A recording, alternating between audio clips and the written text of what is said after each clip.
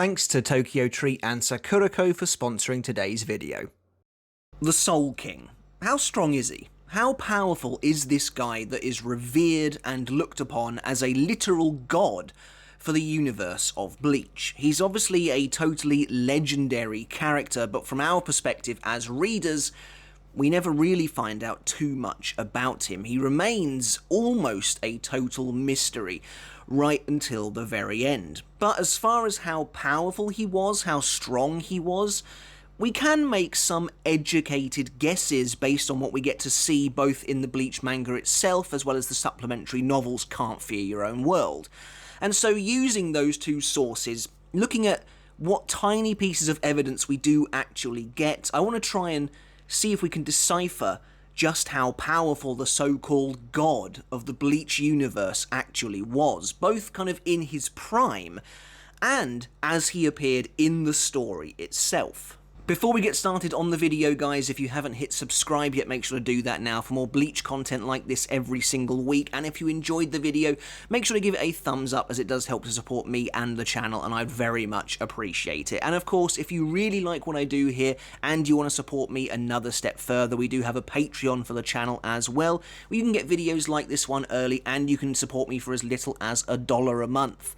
To everyone who is doing that right now, who's a patron of the channel, you're all coming up on screen, and as always, I want to give each and every one of you just a massive, heartfelt thank you. Thank you so much for helping me do this, for helping me keep the channel going. I really appreciate it. And one last thing, guys, if you haven't done already, make sure to go and check out my brand new channel, Mr. Tomo Talks Games, where I do effectively just that, in very much the same style that I talk about Bleach on this channel. So if you enjoy gaming like I do, it's something I've wanted to talk about for a long time, there's probably going to be something for you over on that new channel. So go check it out, maybe subscribe, show your support, I would really appreciate it. As always, a massive thank you to everyone who has already gone over to the new channel and hit subscribe. It really does help me out a lot. It helps me get the channel off the ground during that all-important startup stage. So I really do appreciate your support over there. Thank you so very much for that as well. Now, of course, although the Soul King is mentioned ever so briefly in the Arrancar arc, it's only in the 1000-Year Blood War arc where he really starts to play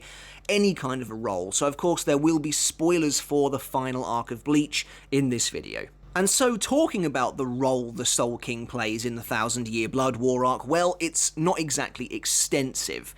As has been effectively his entire existence throughout the Bleach storyline up until this point, he remains effectively a mysterious figurehead, someone in the background who doesn't really have an active part to play in the events that transpire. But in the 1000-Year Blood War arc, more so than ever before, he does actually have a visible on-screen role, which goes a long way to at least giving us some small idea as to how powerful the Soul King actually was. Let's begin with the Almighty. I mean, even from its name, this is clearly supposed to be an ability that is godly in nature. And it really is. It basically gives the user omnipotence and omniscience, basically making them all-seeing, all-knowing, and all-powerful. And we really get to see that through the main person who utilizes it in the story, Yhwach, who is also the son, by some description, of the Soul King himself. So once the Almighty awakens for Yhwach during his decisive battle against Ichibei Hyosobe, and he gains 2 additional irises per eye, whether you think it looks a bit ridiculous or not, the application of power here is immeasurable. It basically means that he now has the ability to see all possible futures laid out before him, and any abilities that are used against him within those futures can be instantly countered. All-seeing, all-knowing, and all-powerful. But witnessing the gifts the Almighty bestows upon Yhwach and listening to him say that these very eyes are symbolic of what it means to be a true Quincy, where does that leave the Soul King in relation to all of this? After all, one of his most pronounced features are his incredibly strange, almost alien eyes.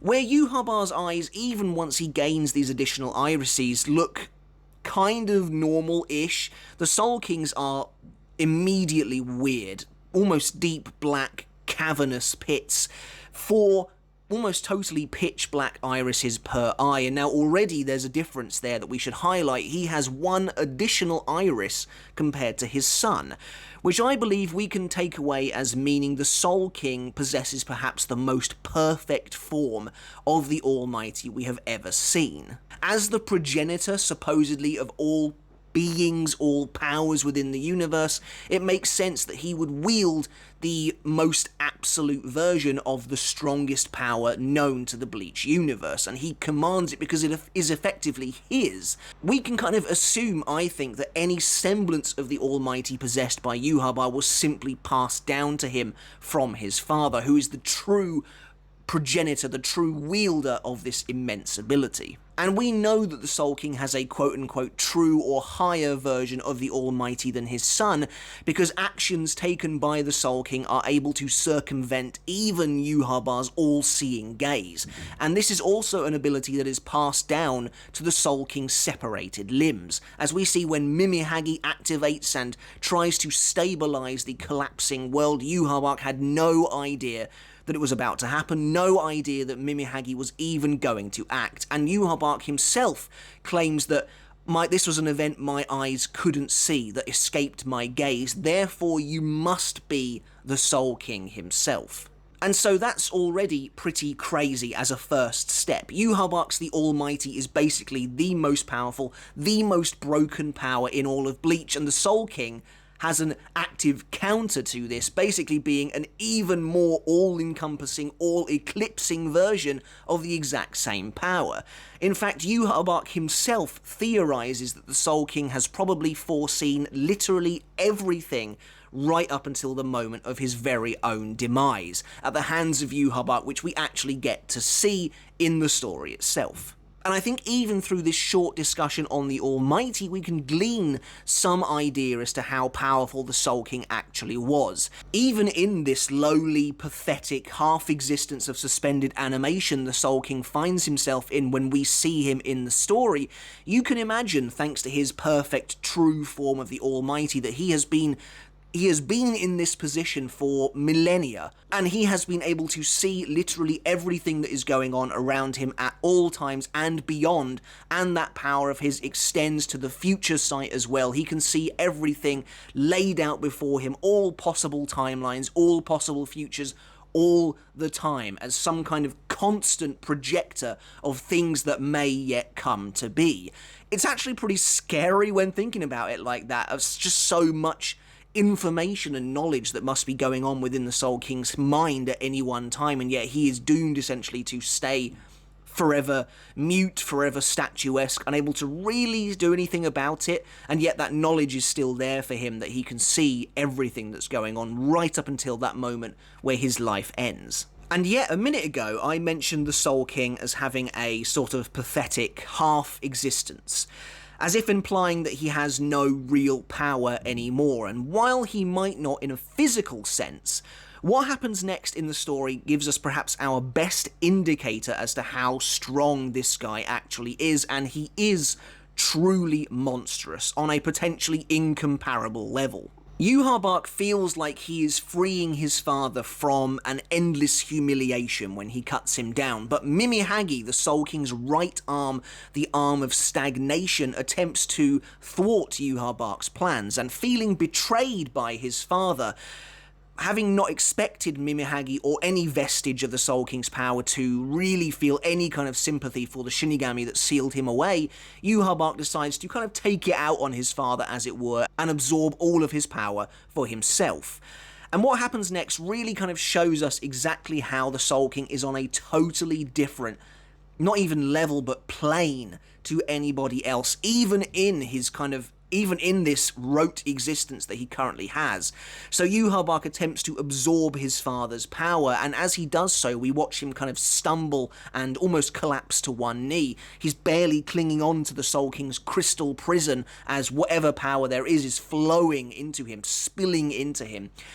And it's obviously crucially important to remember that Yhwach at this point in time is already one of the most powerful beings the series has ever seen, so to witness him staggering and stumbling as he tries to take in all of this energy, all of this Reiatsu, all of this power, is kind of scary, and it just goes to show just how immense the Soul King's power must be. But it doesn't even end there. Yhwach, as crazily strong as he is incapable of taking in all of the Soul King's power, and a massive surplus of energy flows from Yhwach's body, almost like water. The Schutzstaffel look on as Yhwach's cape basically transforms into this flowing black Reiatsu from which these strange eyeball monsters are born. They kind of crawl out of the darkness of Yhwach's own cloak, and these are the Soul King's Reiatsu manifested, or even just a surplus of his true power. This might not be the tightest comparison, as all circumstances are different at the end of the day, but there is something here if we consider characters like Zaraki or Coyote Stark, who are often considered to be Reiatsu powerhouses that are so strong that they effectively created additional beings to house that power. Then we can see from this moment that the Soul King comfortably sits leagues and leagues ahead of even them. His Reiatsu being so great, so dense, so numerous that it creates not one additional being, but effectively an entire army of these strange, eerie monsters that then just completely spill out of Yhwach and overflow, engulf the top of the royal palace. This is all the Soul King's latent power that is now spilling out, that is now free to effectively engulf the entire world. Yhwach is only taking in what he can actually manage to hold. And the Soul King's power seeps out of Yhwach and immediately descends upon the Soul Society, obviously seeking some kind of vengeance, I assume, on the Shinigami, as Hashvolth himself mentions that the only true enemies of the Soul King are in fact the Shinigami, as it leaves the Quincy totally untouched.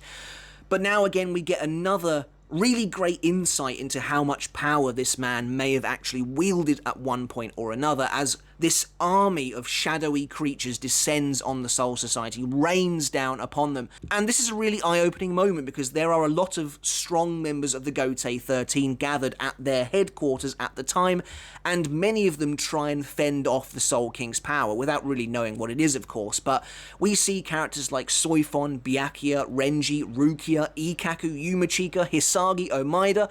There are literally so many people trying to stave off this unbelievable wave, this torrent of Reiatsu, and they are failing to do so. You know, Byakuya, who has returned from the royal palace, is wielding Senbon Zakura Kageyoshi, and it's doing absolutely nothing. You can see him sending reams of petals into this black mass, only to be totally rebuffed. And so basically what you have here is a decent chunk of the Gotei 13's most powerful force just being totally overpowered by a small snippet of the Soul King's surplus Reiatsu. Of course, Sosuke Aizen, another being known for having unfathomable levels of Reiatsu, is actually brought out of prison to deal with such a threat, and he arrives by crushing a large number of the Soul King's strange minion monster spawn with his own power, basically lambasting the rest of the Gotei 13 for not at least trying to do the same. But we see that Aizen is able to wipe out and crush many of these monsters in one fell swoop, watching them kind of burst and pop like balloons around him. But of course it's not over yet. That's not all of the monsters dealt with, and many more descend upon the Soul Society to kind of devour everything in their path, but Aizen is able to obliterate the second wave thanks to an immensely powerful Hado 90 Kurohitsugi.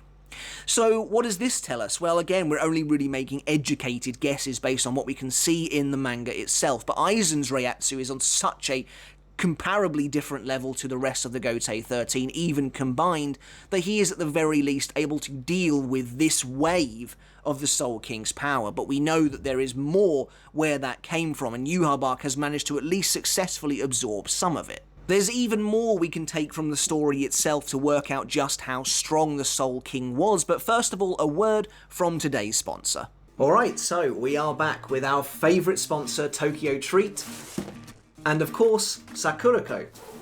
So, as you can see, this month the two boxes have a pretty unique design, and that's because they are both themed around the idea of Tsukimi, or moon viewing.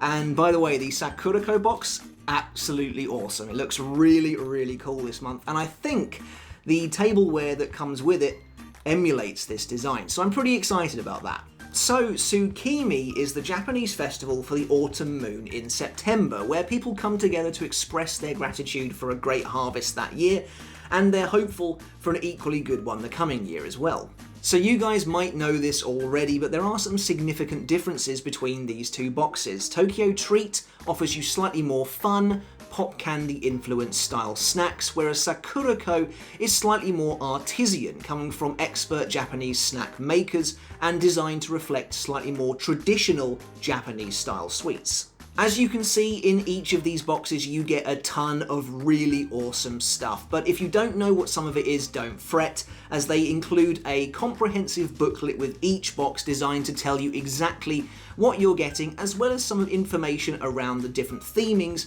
of those particular months. Alright, so this month we have the Moon Festival Munchies box, but Jade's holding some of the items hostage until I get these questions about the Soul King right, so let's go.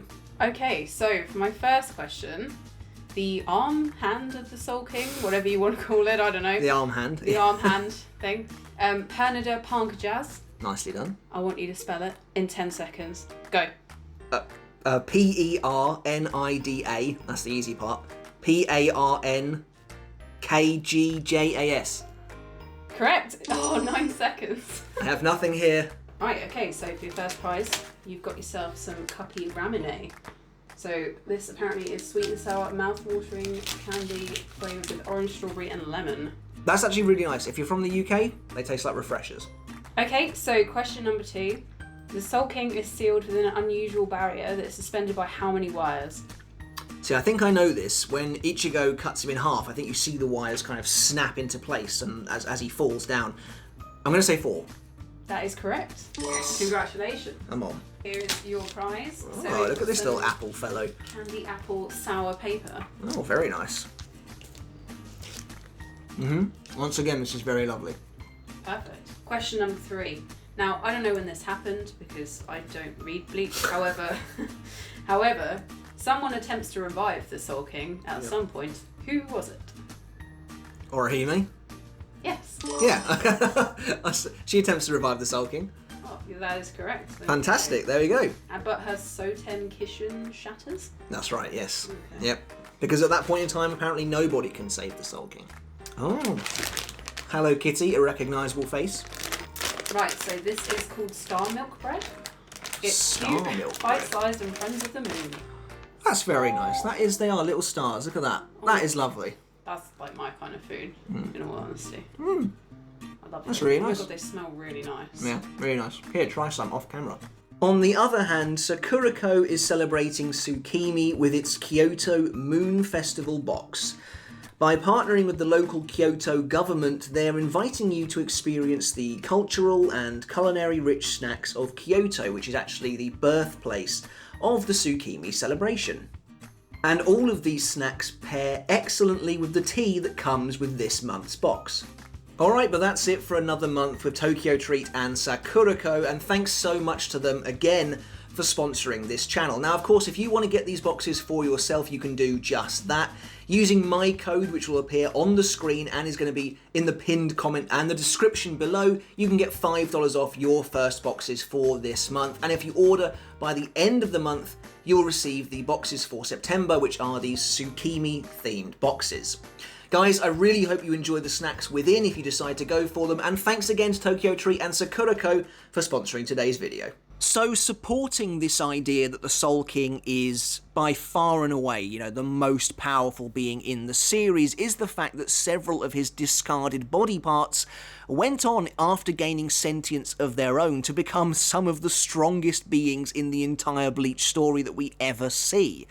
Of course, I'm talking about characters like Pernida Pankajaz, the left arm of the Soul King, a very literal apparition from the Soul King himself, and we actually get to see it fight Mayuri. We get to see how the left arm, this being of evolution and progress, is constantly changing in a fight and is very overbearing, very overwhelming to deal with, and is evolution, rapid evolution, on a scale of which we have never seen before. Meanwhile, there's Gerard Valkyrie, the heart of the Soul King, who again is a being that has effectively near and total immortality and seemingly cannot die whatsoever. Obviously, being the heart of the Soul King, he's supposed to represent life in some way, and his powers are so great and so conceptual and heavenly that they are deigned the miracle by Yhwach himself. The arms in particular I think are very interesting and a really cool way of showcasing just how powerful the Soul King was, just how much strength and ability he wielded in each arm. If we can assume that he had these powers when they were attached to his body, but that is only an assumption on our part. But even if he didn't, the fact that they have gained these powers is completely almost obscene. Pernida is able to evolve near constantly on some kind of just insanely speedy basis. But Mimihagi is perhaps even more interesting, being the right arm of stillness. As we see with Ukitake, Mimihagi has the power to keep someone from dying, to keep a life living for over hundreds of years. Thanks to Mimihagi, Ukitake's illness is staved off, and basically Mimihagi just keeps him in a constant state of life up until literally the present day. And Ukitake is hundreds and hundreds of years old, possibly close to 1,000 years old at that point, and that's all thanks to the power of Mimihagi keeping him alive, keeping him constant all that time. And Mimihagi even has the strength to reach up to the literal heavens within Soul Society to try and keep the worlds from splitting apart again. And so, by looking at all of this, by looking at this idea of the Soul King wielding the one and true perfect version of the Almighty that can bypass even Yhwachs, looking at his Reiatsu as we see, probably the most overt way of seeing just how powerful this guy is, the way it descends upon the Soul Society as this nearly unconquerable maelstrom of monsters. And then, of course, looking at his discarded body parts and seeing the new roles they have taken on and just how powerful they actually are, it's not hard to put together that this guy is worthy of his status as a god within this universe. He is completely eclipsing basically everybody. And once Yhwach has completed the absorption of whatever power he can, he himself even notes that this must be what it feels like to be completely overflowing with power, saying it in a way that implies he has never felt like that before. And that's basically it for the canon manga itself in regards to evidence as to how powerful the Soul King actually was. And all of that pretty much comes from his time in stasis. This is a Soul King that has had his arms removed, has had his legs removed, and he effectively can't do anything. He's effectively stuck here, unable to act, unable to intervene, but even despite that, he contains within him a seemingly unending well of power. And then if we move on to Can't Fear Your Own World, which is of course one of the supplementary light novels of the series that dove deeper into the backstory of the Soul King himself, we get an even clearer idea of just what kind of a level he was on. The novel paints a picture of a more traditional god. The Soul King is believed to be the progenitor of virtually all races in the Bleach universe: human, Shinigami, Quincy, and Fullbringer. And it's really because of him that these races came to be in the first place, and the Soul King was born into this primordial mess of a world that was just being completely devastated by hollows en masse, and the hollows were chasing and devouring the humans that currently inhabited this place. That was just a terrible, awful place over 1 million years ago, where you basically had to fight for your life every single day. And so the Soul King took pity on these original humans, perhaps sympathizing with them in some way, and decided to utterly annihilate all of the hollows that were preying upon them, with a scope of destruction so great that Ichibei Hyosabe believed had the Soul King continued his wave of killings unabated, he would threaten the existence of the entire world. That's how powerful this one lone individual actually was. And Ichibei, again, like Yhwach, absolutely no slouch, one of the most impressive, most powerful characters in all of Bleach lore, believes the Soul King to have absolutely no equal and to be effectively a god. And the Soul King's power was apparently so great that he could turn waves of Menos Grande class hollows to dust, to sand even, literally with basically no effort whatsoever. And so once the Soul King was carved up by the ancestors of the noble houses, his own power of the Almighty used to separate that primordial world into the 3 worlds we know today, you can kind of get the impression that this guy, yeah, he is a god in very much the literal sense. This innate power of the Almighty, the truest version that he wields, seems to be the key to his absolutely incalculable power.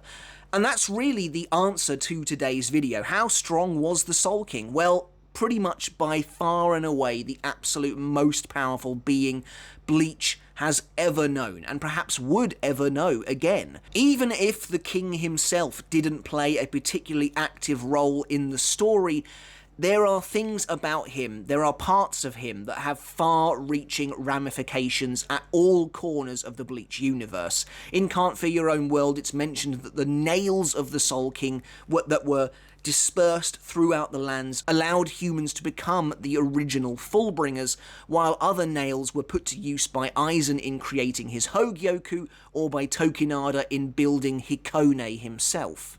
Matsumoto even had one of these nails, these fragments of the Soul King, and Aizen forcibly ripped it from her, which led to the events of Gin's betrayal. And so I really do love the Soul King. I love the idea of this character. A little bit more could have been done with the execution, particularly in the canon story itself. I would have liked to have had a few more concrete answers, but I find it so much fun to dive into this character because so little really is known about him, and it's great to look at what evidence is presented to us in the manga itself to see just how strong he actually was. And I think we have our answer. Even if it's not definitive, it's quite clear that he was on a totally different dimension to just about every other character in the series, with an impossible level of immeasurable Reiatsu that just seeps out of him uncontrollably, like I said, like a well, like a river almost, that even his son Yhwach, one of the strongest characters in Bleach, cannot contain. And the Soul King wields the most perfect version of the Almighty, and even after he has been carved up, ripped to pieces, those pieces go on to become near deity-like beings themselves. So I think that says basically everything we need to know about the Soul King's power in Bleach. That's it for this video, guys. I really hope you enjoyed it. Let me know in the comments below what you think about the Soul King's power. How strong do you think he was? Am I right on the money by looking at what we can see in the story itself, as well as including, of course, the addition of Can't Fear Your Own World? I'd love to hear what you think in the comments below. Please do let me know. Check out Mr. Tomo Talks Games if you haven't done already. Again, I'd really appreciate the support, and a huge thank you to everyone who already has, and until next time, I'll catch you later. I'll see you then.